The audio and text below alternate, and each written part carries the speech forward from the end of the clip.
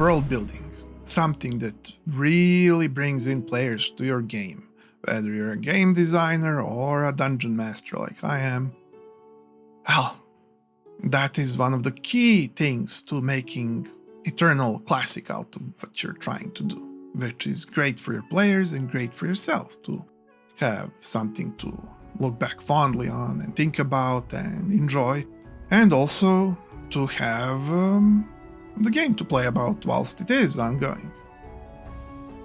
So, I'm going through my series of how great and affirmed classics over time have done it. What world building have they done and the styles of how they did it. Look at the playlist that this video is part of if you want to see some stuff like how Final Fantasy was world built and how Dark Souls were and how Persona was and so on. But today we are doing Fallout, because Fallout is one of the best examples of popular world building in the West.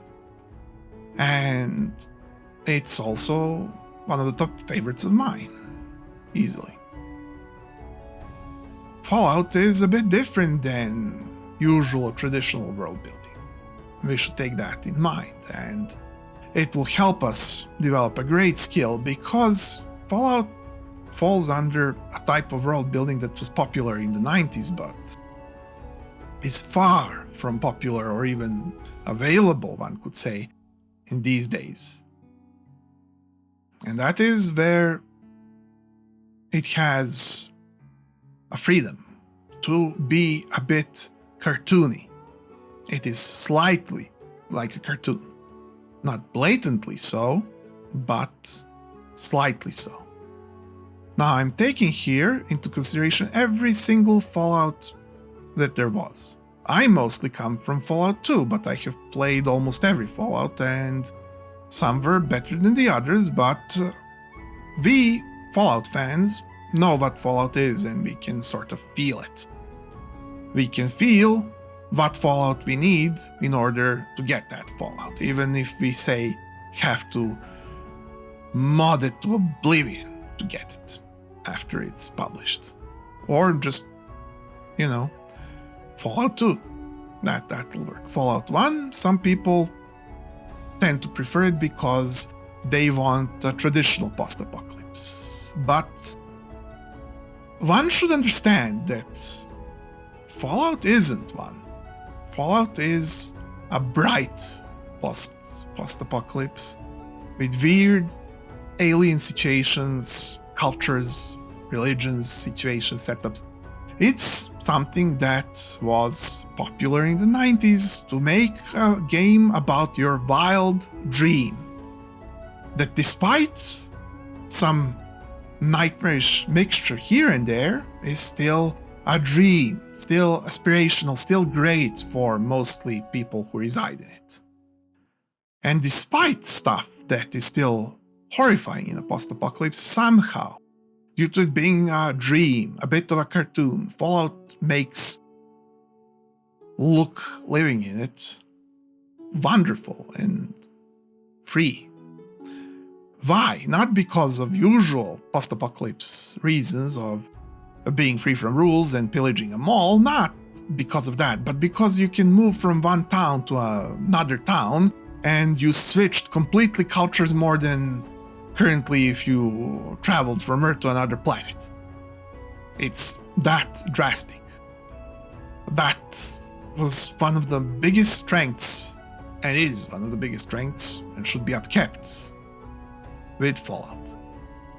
And that is what makes it, among other myriad of points, make it dreamily feel like an adventure, like a wonderful setting to contemplate. Now, not everybody sees it that way. Some people want to make it more gritty, but as I said, that's not, I feel, what Fallout is by default. Fallout is supposed to take itself somewhat seriously, but it's supposed to also take itself very dreamlike, very aspirational, yet comedic, commentary, and yet not a real commentary, not a pressuring one, not reminiscing of real Earth, more a cloud of what one day somebody had in mind when they wanted to dream about traveling through the desert of the later post-apocalypse. You want something that is truly in every detail, in its art, in its activities, which are very important for a game. You know, activities, activity loops, you've heard of those, I've talked of those. Those are very important. All of that art of how things work, how things are received, how things are culturally in the world received from town to town, from city to city, from place to place, they are legendary because of their unique placement and feeling.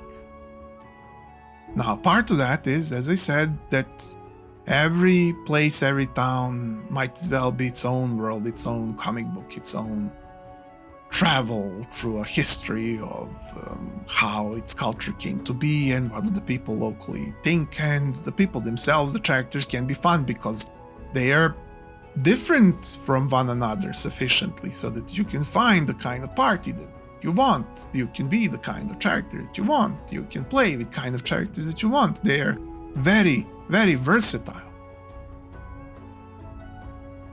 And then also Fallout does something cool that you shouldn't disregard just because corporations would like to overuse it in this day and age, but it uses artificial nostalgia in an artistic way. I mean this as an artistic expression. After all, when Fallout was made, it wasn't deliberately made with any specific other thing in mind than being very much fun. Sure, there was a moment or two of an author having this or that in mind, but nobody knew back then how successful it will be and how formative for the culture of this whole world it will be, to an extent. So, as such, it was free to make an artistic attempt to make a style out of nostalgia for a time that lots of people who would play Fallout would never experience. And that time doesn't need to be realistic in Fallout, because Fallout is, and we should keep this in mind, halfway a cartoon. It's an understanding that world of Fallout is more bright and more lenient to its inhabitants. As a rule, despite of how non-lenient in theory it is with its sarcastic commentary about the humankind, where Earth was effectively depopulated and previous culture was destroyed via self-destruction, meaninglessly. And yet, Fallout draws us in to imagine living in it because it feels like a work of art to shape its culture, to show off its styles, to reminisce of its possibilities and times where they were looked fondly upon, including today's times where certain aspects are looked fondly upon.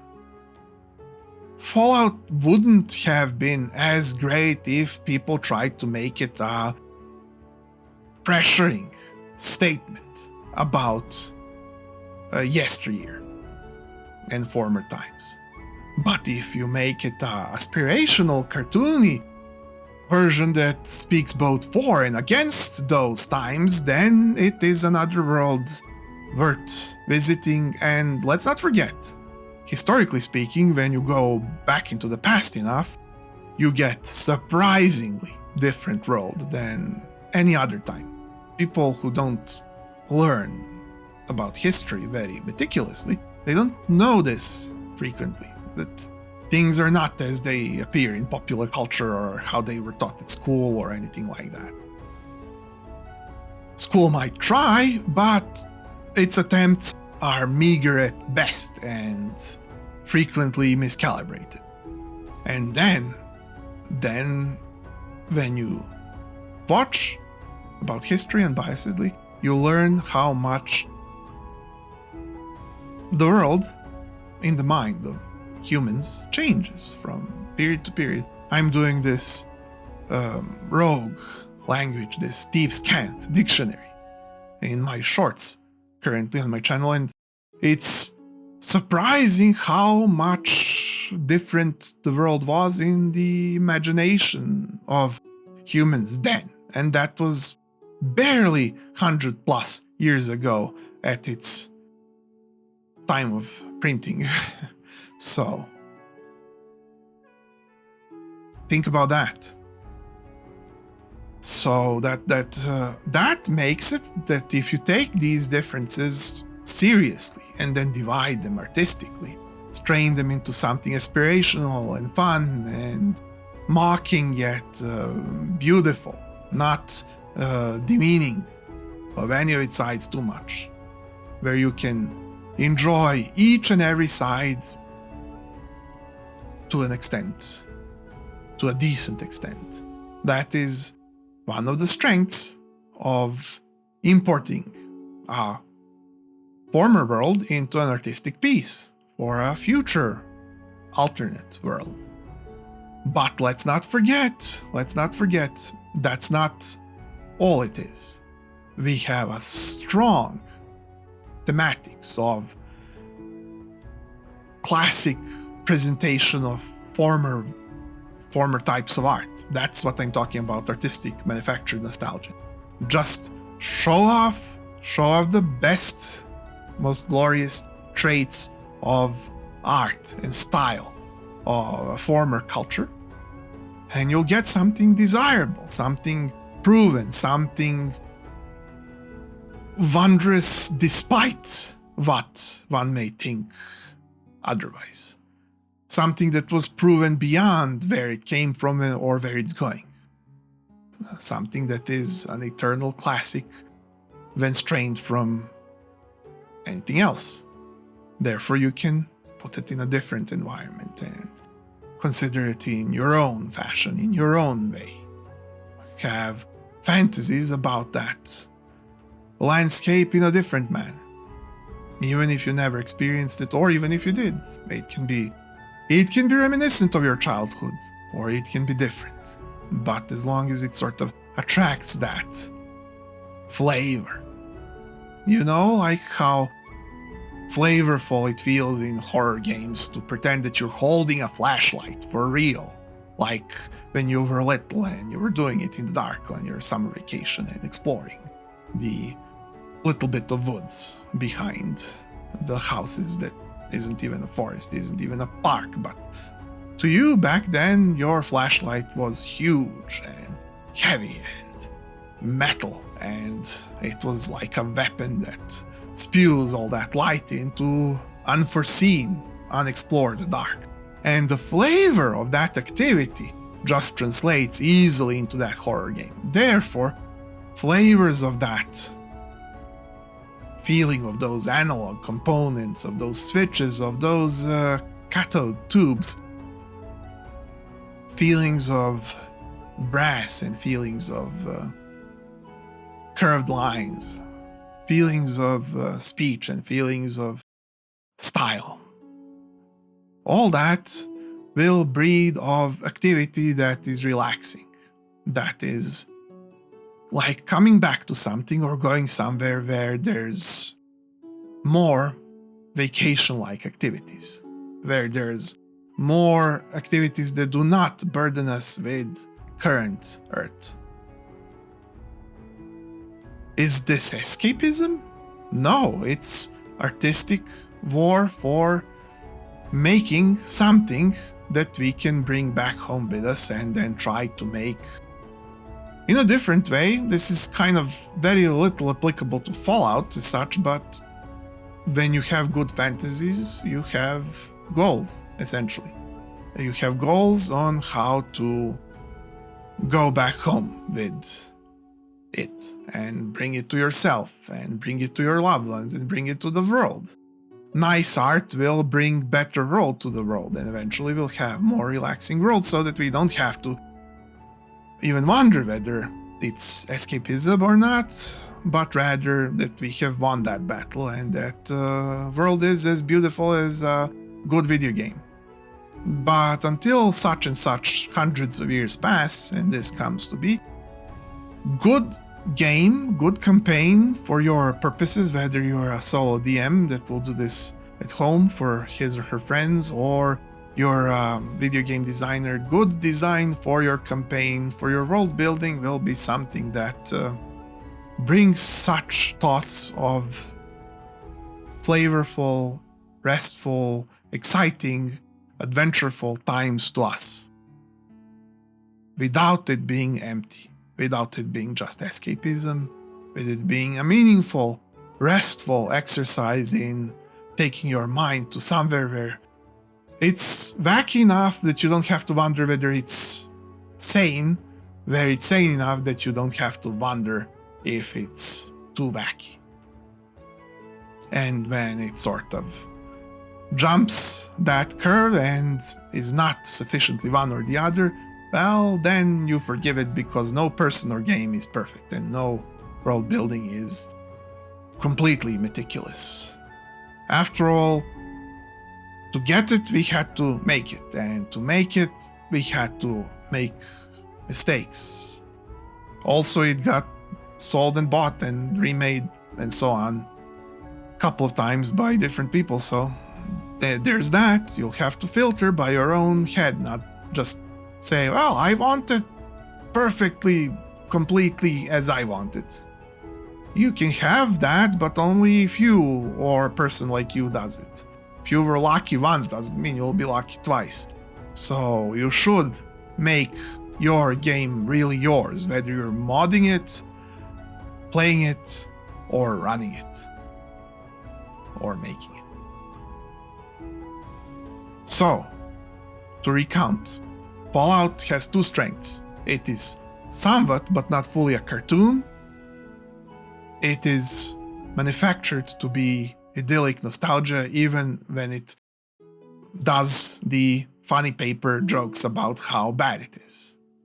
Because whilst even there, politics can be very bad, the world is more forgiving to humanity, giving it more second chances, both to an individual person on personal levels, to civilizations recurring and being fun and nice and adventuresome. If nothing else, fun to fight against at times. But there's more freedom. As I said, you can just travel from a town to a different town, and it will be two different civilizations in them. And that is fantastic. So these are the things that make Fallout stand as such monolithic setting throughout time. I'm M, and welcome to dMTable.